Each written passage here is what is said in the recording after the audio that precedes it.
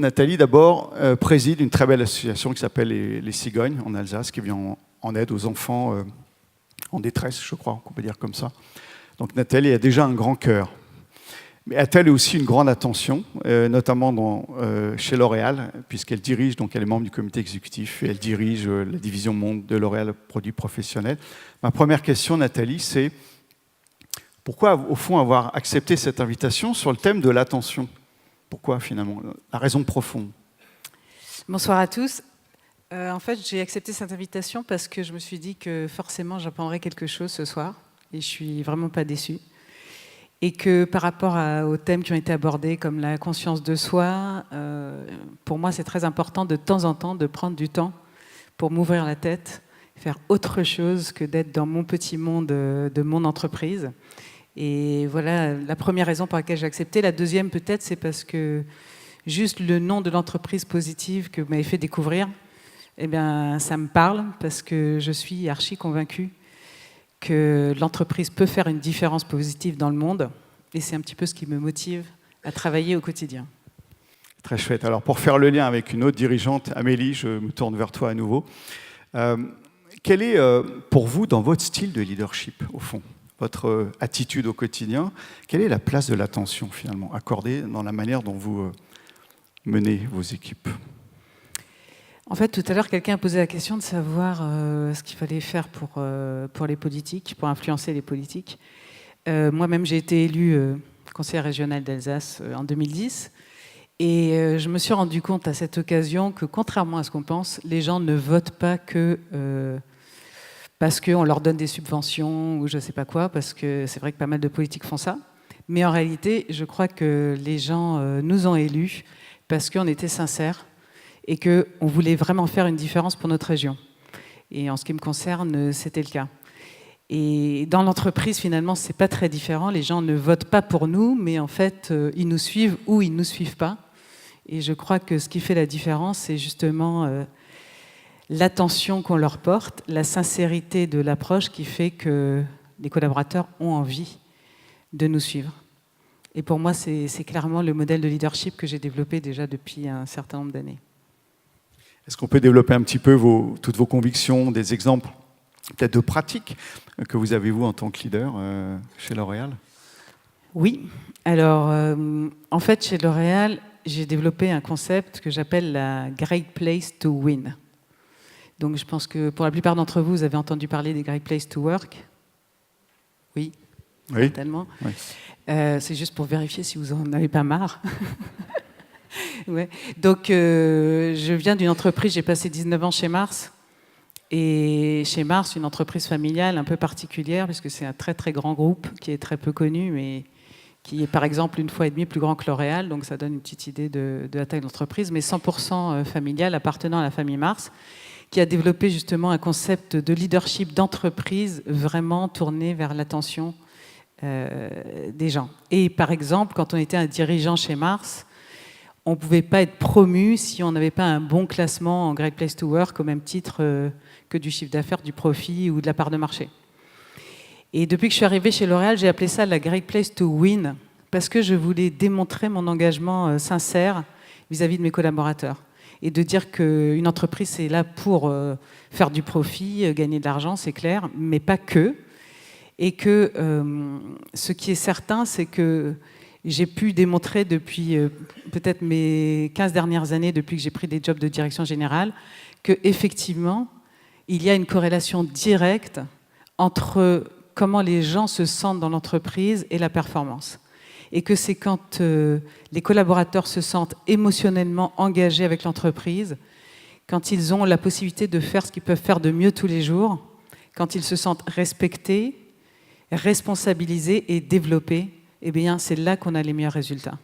Et c'est ce modèle que je veux démontrer et que particulièrement ces dernières années, j'ai été d'abord patronne de l'Allemagne chez L'Oréal, puis maintenant directrice de la division des produits professionnels. Dans ces deux cas-là, je base vraiment mon leadership sur cette Great Place to Win. Ce qui se voit à l'intérieur doit se voir aussi à l'extérieur. Quelles sont les applications de cette attention finalement portée aux autres, c'est-à-dire voilà, aux communautés, aux fournisseurs, aux clients? comment est-ce que cette attention peut aussi se voir à l'extérieur de L'Oréal? Alors, c'est une très bonne question parce que, particulièrement dans le domaine dont je m'occupe, c'est pas forcément clair ce que je fais, mais en fait, je vous explique, ma division, on s'occupe des coiffeurs. C'est-à-dire que la division des produits professionnels, c'est les produits, les services qu'on offre aux coiffeurs. Or, des coiffeurs, on en a aujourd'hui 1 500 000 dans le monde qui travaillent avec nos marques, puis j'espère qu'on en aura encore plus chaque année. Les coiffeurs, ce que je veux, c'est qu'ils nous choisissent parce qu'ils ont compris qu'on est le meilleur partenaire pour développer leur business.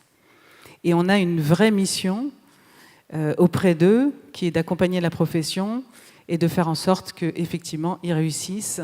Et s'ils réussissent, forcément, ils coiffent mieux leurs clients et leurs clientes. Et ça a un impact positif sur le monde. Et je dirais d'une façon générale, je vous avais raconté que j'ai eu la chance de participer à un séminaire de formation il y a déjà une dizaine d'années, avec un coach américain qui s'appelle Peter Block, que je suis sûre Daniel Goleman connaît, qui pensait que les conversations construisent le monde et qui nous faisait asseoir par 3, il nous faisait réfléchir et converser sur différents sujets, dont un qui était « What is your possibility ?» Quelle est votre possibilité, en gros, à quoi vous servez dans le monde? Et son idée, c'était de dire que si chaque leader de l'entreprise venez dans l'entreprise avec sa propre possibilité, ça rendrait l'entreprise beaucoup plus riche. Et moi, à cette occasion, j'ai formalisé ma possibilité. Bien sûr, il faut que ce soit plus grand que ce qu'on est capable de réaliser, mais j'ai formalisé ma possibilité comme étant celle de rendre le monde meilleur. Depuis que je suis chez L'Oréal, j'appelle ça rendre la vie plus belle, puisque, bon, forcément, c'est un petit rapport avec la beauté. Mais justement, vraiment faire une différence positive pour les gens. Je crois que, et ça, quand j'étais patronne de l'Allemagne, ça s'est traduit par la vision pour le pays Unser Leben schöner machen, rendre notre vie plus belle. Et on avait défini de façon claire qu'est-ce que ça veut dire pour nos consommateurs, qu'est-ce que ça veut dire pour nos clients, qu'est-ce que ça veut dire pour nos collaborateurs, qu'est-ce que ça veut dire pour nos communautés et tous les gens autour de nous. Et donc aujourd'hui, concrètement, c'est un petit peu aussi la recette qu'a donnée Daniel Goleman tout à l'heure. Il y avait un chart où on expliquait, je crois que ça s'appelle le leadership, ou je ne sais plus comment il l'appelait, mais vous l'avez sûrement encore avec les 5 étapes. Il disait avoir une vision. Je pense que ça, c'est très important. Nos collaborateurs ont besoin de savoir que ce qu'ils font est utile, qui contribue à une vision. Je parlais tout à l'heure à une ancienne collègue qui est ici, qui me disait c'est un peu compliqué avec les millennials parce que ils savent tout, ils sont meilleurs que nous en digital, et donc conclusion, ils veulent même plus nous rapporter. Ils nous disent plus ce qu'ils font.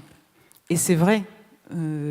Mais bon, moi j'ai la chance d'avoir 3 millennials à la maison, enfin plus ou moins à la maison parce que forcément ils sont plus là, mais j'ai une fille de 27 ans, un garçon de 26 ans, un autre de 22 ans.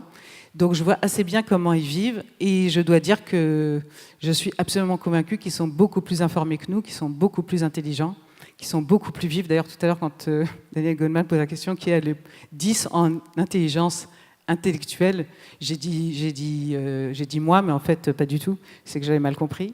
Je croyais que c'était émotionnel, l'intelligence. Je crois qu'en tout cas, ce que j'ai compris, c'est que c'est pas la peine d'essayer de transformer les millennials, c'est pas la peine d'essayer de transformer nos collaborateurs, mais c'est à nous de nous adapter à leurs attentes. Et donc, par exemple, d'avoir une vision très claire. Moi, j'ai ce que j'appelle un frame, c'est-à-dire un cadre stratégique, les objectifs qu'on poursuit à long terme, les objectifs goals, les buts, les stratégies et les mesures. Et ça tient sur une page. Et ça, c'est quelque chose qu'on a établi avec mon comité de direction, qu'on a diffusé partout dans le monde, qu'on communique sans arrêt. Et qu'il est important que tous les collaborateurs comprennent. J'ai 12 000 collaborateurs dans le monde. Je pense qu'aujourd'hui, ils ont tous compris que ça, c'est l'endroit où on veut aller. Et du coup, au quotidien, ils peuvent utiliser ce frame comme un filtre pour décider de ce qu'ils font, de ce qu'ils ne font pas et de quelles décisions prendre en fonction de si ça contribue ou pas à l'atteinte de cette vision. Et donc, je pense que ça, c'est une étape, par exemple, très concrète qui donne de la liberté aux individus, qui leur permet effectivement de faire ce qu'ils peuvent faire de mieux tous les jours, comme un entrepreneur. La différence, c'est que ce n'est pas leur boîte, donc il faut quand même que leurs décisions contribuent à un ensemble collectif. Je crois que ça, c'est la première étape. Après, c'est effectivement communiquer. Concrètement, je fais des web-conférences en live tous les trimestres avec mes comités de direction de tous les pays, matin, après-midi, selon les time zones, pour que mes comités de direction locaux puissent me poser toutes les questions qu'ils veulent. J'invite aussi toujours des gens à participer. Quand je me promène dans les pays, ce qui m'arrive quand même près de la moitié de mon temps, j'organise toujours, bien sûr, je passe toujours au moins une journée à visiter tous mes clients, enfin tous les clients avec mes collaborateurs. J'organise aussi toujours des sessions de questions-réponses avec l'ensemble des collaborateurs de ma division. Je leur propose de m'envoyer des questions en avance parce que comme ça, elles sont anonymes et ça leur permet de vraiment exprimer leurs soucis et leurs préoccupations. Et je réponds en live à toutes les questions. J'organise au bureau tous les mois des open talks, j'ai des petits déjeuners avec 8 à 10 collaborateurs qui sont soit volontaires, soit que à qui les RH ont proposé d'être là, qui sont de tous âges, de tous horizons, de tous niveaux dans la hiérarchie, pour parler en direct avec eux. Enfin, je sais pas, je pourrais vous en donner des exemples tout le temps. Je passe beaucoup de temps sur le terrain avec mes commerciaux. Je crois que voilà, c'est ce qui permet d'être connecté et de comprendre véritablement ce que nos collaborateurs attendent de nous. Donc voilà, l'attention, c'est aussi être présent, se rendre disponible, être transparent, être à l'écoute, être au contact d'eux. C'est ça aussi l'attention. Ultime question, ma chère Nathalie, une réponse courte si vous le voulez bien. Quel serait le meilleur conseil que vous pourriez donner à nous, et moi le premier, pour cultiver cette qualité d'attention, vous savez, au quotidien, tous les jours, tout le temps? Alors, j'ai été très inspirée par un livre que j'ai lu qui s'appelle « Le pouvoir de l'engagement total ». Donc, je pourrais vous conseiller de le lire. Il y en a un autre qui est sorti l'année dernière que j'ai bien aimé aussi, que j'ai préfacé, qui s'appelle « La bienveillance en entreprise ». Donc, je pense qu'avec les deux, en plus du leader positif, bien sûr, vous aurez en tout cas ce qui, moi, m'a inspiré. Le pouvoir de l'engagement total, ça dit qu'en fait, dans la vie, tout le monde a 24 heures, mais le plus important, c'est pas de manager son temps, mais de manager son énergie. Et dans ce livre, ils expliquent qu'en fait, on a 4 sources d'énergie: l'énergie physique, l'énergie mentale, l'énergie émotionnelle, l'énergie spirituelle. Et que forcément, si on travaille sur ces 4 axes, on a plus d'énergie. Et après, ils donnent plein d'idées sur comment gérer cette énergie. Donc, énergie physique, on a parlé de tennis tout à l'heure, mais moi, je ne transige pas avec le tennis. Et je joue tous les samedis et tous les dimanches. Et je me bats. et ça, c'est très important. Et énergie spirituelle, je pense que c'est ce qui est le plus important pour moi. Cette envie de rendre la vie des autres plus belle, qui me donne une vraie inspiration, et je pense aussi une inspiration autour de moi. Et quand parfois, dans les milieux dans lesquels nous sommes, c'est pas toujours facile, ces grosses boîtes du CAC 40, mais aussi d'autres plus petites, je pense que quand on a une vraie inspiration personnelle, on arrive beaucoup mieux à faire face aux difficultés du quotidien et à être présent dans l'entreprise parce qu'on sait pourquoi on est là et du coup on est plus présent pour les autres. Super, merci beaucoup, on applaudit Nathalie. Merci infiniment.